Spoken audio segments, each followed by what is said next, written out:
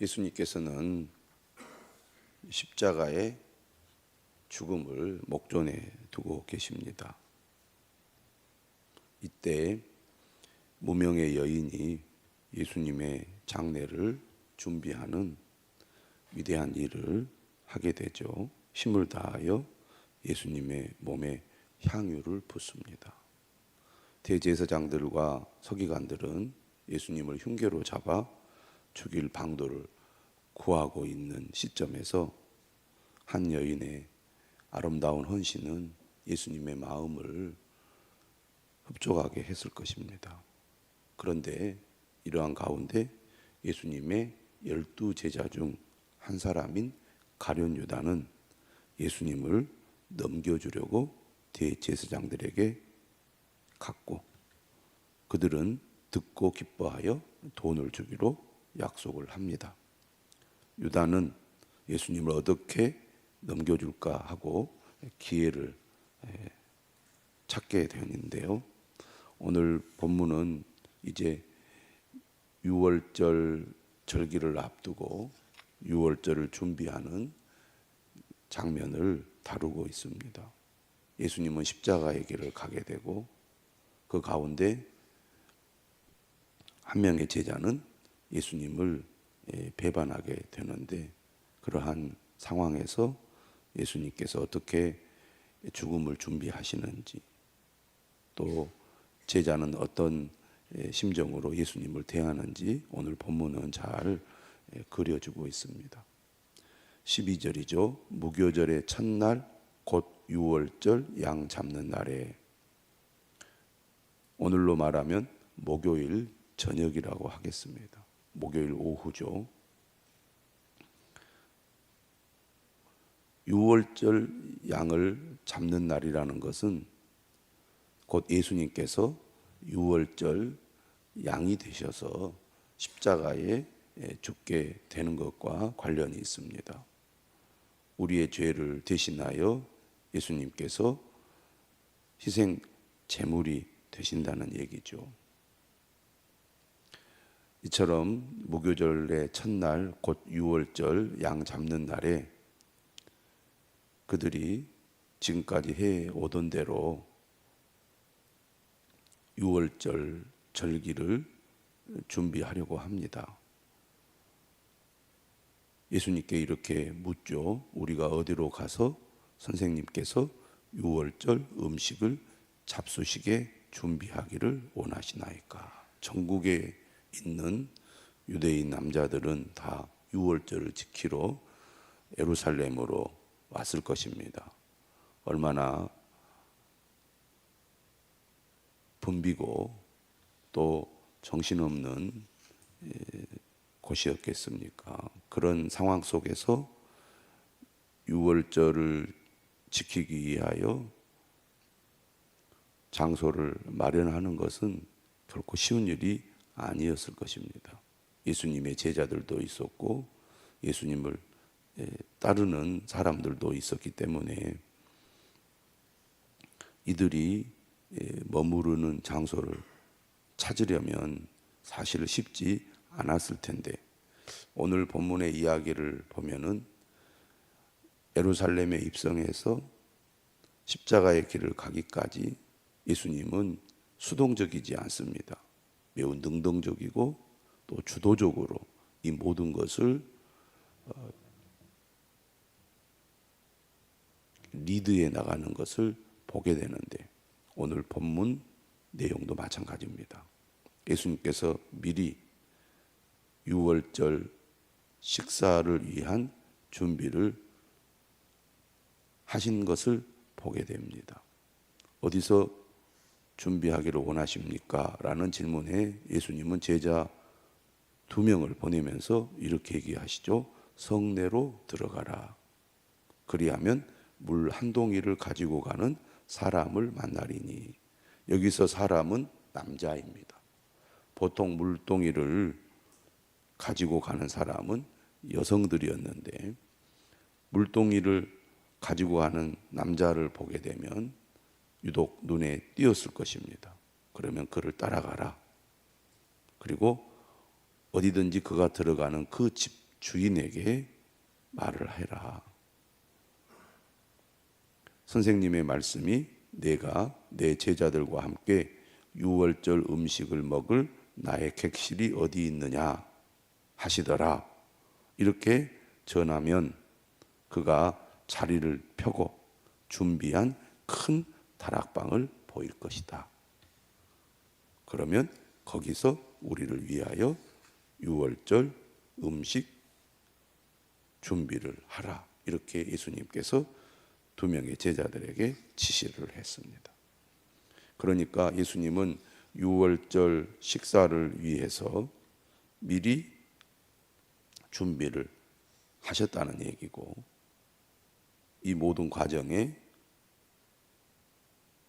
예수님께서 주도적으로 이 일을 진행하셨다는 얘기입니다. 그리고 제자들에게도 지시를 해서 준비를 완료하도록 했다는 얘기죠. 방 구하기가 쉽지 않았을 텐데 오늘 15절에 보면 큰 다락방이 준비되어 있는 것을 보게 됩니다. 많은 사람들이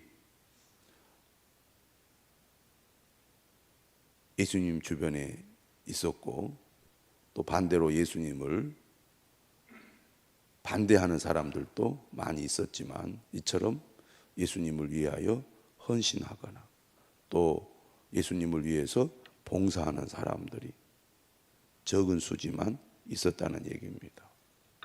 값비싼 향유를 부은 여인도 있었고, 오늘 본문에 보면 자신의 큰 다락방을 준비한 주인도 있었습니다. 학자들은 이 다락방이 마가 요한의 집이라고 보고 있습니다. 마가 요한의 아버지가 주인이겠죠. 예수님을 위해서 이 큰 다락방을 준비해 둔 것입니다. 예수님께서 자신의 죽음을 향하여 모든 것을 주도적으로 해 나갈 때, 또 예수님을 위해서 이처럼 자신을 희생하고 또 헌신적으로 봉사하는 사람들이 있었다는 것, 우리가 또 관심 있게 보아야 할 대목인 것 같습니다. 이렇게 두 명의 제자들은 예수님의 죽음을 앞두고 예수님의 말씀대로 순종하여 유월절 음식을 준비하게 됩니다. 예수님의 말씀을 따라 순종하는 사람들을 통하여 주님의 뜻을 이루어 가게 되는 것을 또한 보게 되죠. 날이 저물었습니다.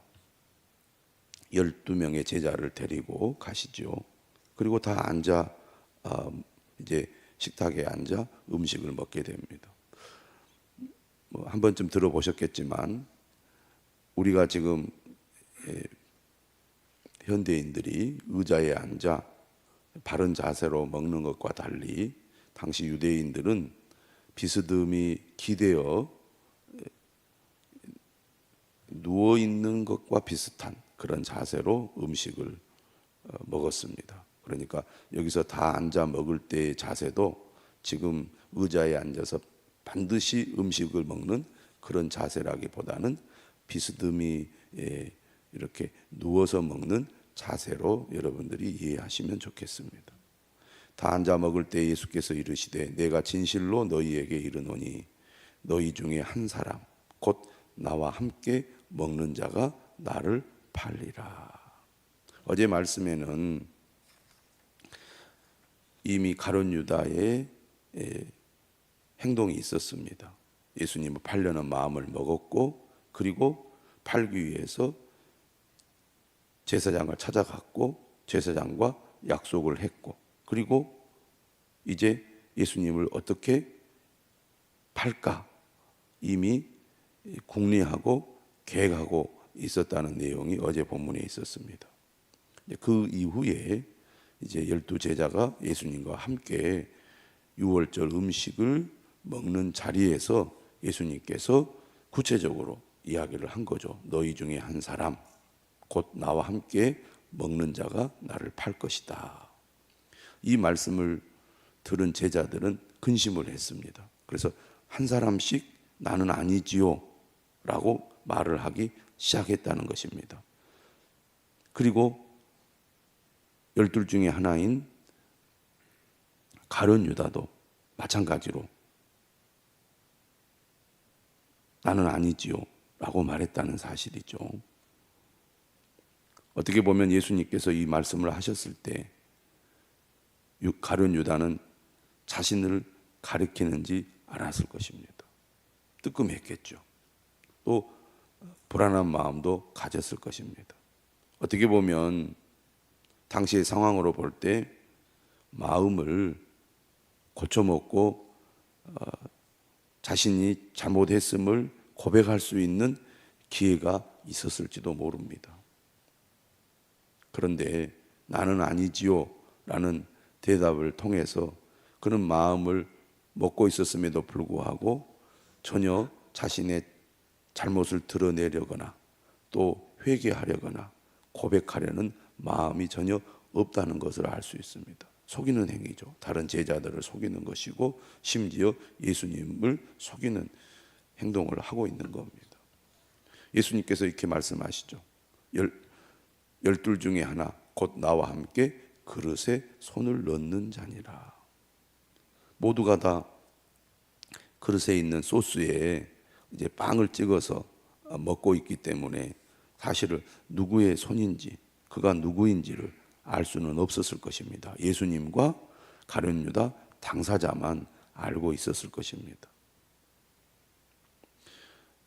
이처럼 3년 동안이나 예수님을 따라다녔던 제자들, 예수님께서 이 땅에 오신 목적이 십자가에 죽기 위해 오셨는데 이 결정적인 순간에 예수님의 제자 중 한 사람은 예수님을 팔아 넘기는 죄를 범하고 말았습니다.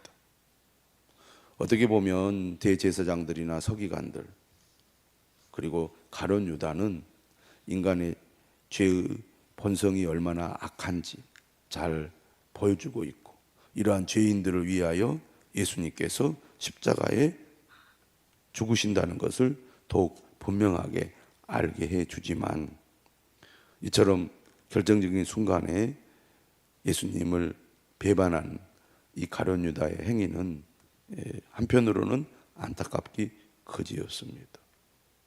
그리고 이 사건은 실제로 일어난 일이기 때문에 복음서에 기록되었을 것이고 또 다른 측면에서는 우리도 주님을 믿다가 이처럼 결정적인 순간에 가룟 유다와 같이 배반할 수 있다는 것을 경고하는 의미의 기록이라고 할 수도 있습니다.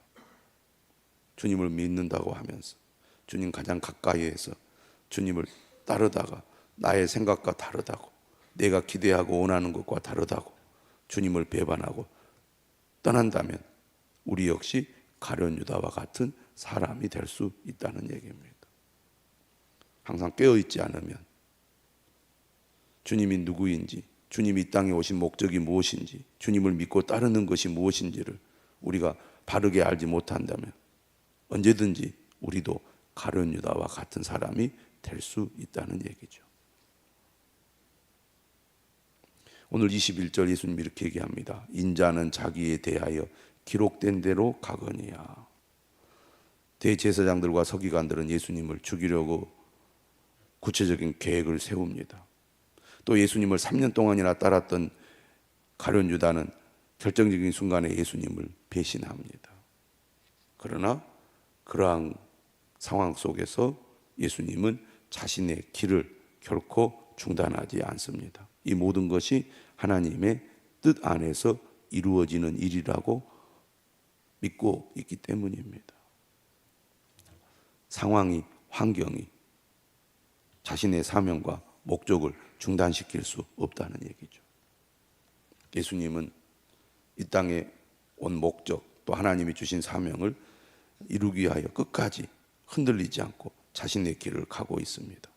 하지만 인자를 파는 그 사람에게는 화가 있으리로다. 역사적으로 또 실제로 결국 예수님을 배반하여 대제사장들에게 넘겨준 사람은 가룟 유다였습니다. 그의 잘못에 대한 책임은 전적으로 그에게 있는 것이죠. 오늘 예수님은 이렇게까지 얘기합니다. 그 사람은 차라리 나지 아니하였더라면 자기에게 좋을 뻔하였느니라. 우리가 믿음의 길, 말씀의 길을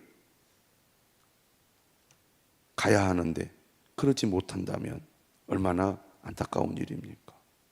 또 우리가 설사 잘못하고 넘어졌다 할지라도 자신의 죄를 뉘우치고 돌이킬 수 있는 기회가 있을 때 회개할 수 있다면 얼마나 감사하고 또 다행한 일입니까?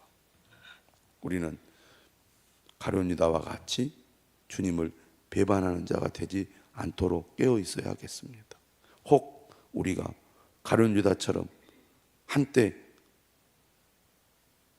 넘어진다 할지라도 주님의 말씀을 듣고 죄를 돌이켜 다시 주님께로 돌아오는 그런 은혜 또한 받아야겠습니다.